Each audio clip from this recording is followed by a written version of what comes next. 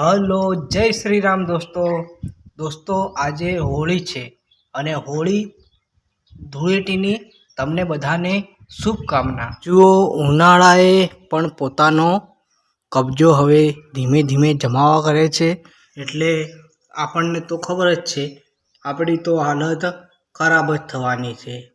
જુઓ, આજે ત્રીજા મહિનાની 2જી તારીખ થઈ છે તો બી કેવો તાપ તપવા લાગ્યો છે।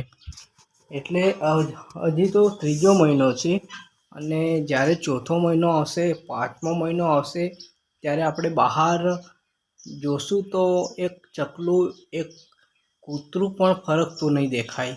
અને બહાર આપણે જોશું ઝાડ કેવી બાળી ત્યારે નહીં ઝાડ ઉત્પન્ન થતી, એવી જ્યાં જોવું ત્યાં ઝાડ જેવું ગરમ જેવું કંઈક બાફ નીકળતો હોય એવું લાગશે।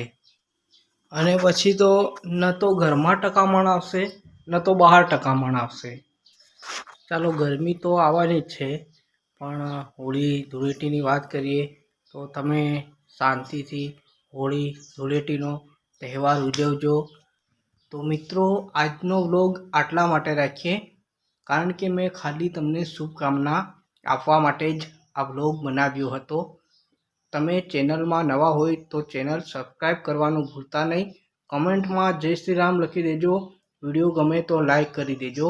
જય શ્રી રામ।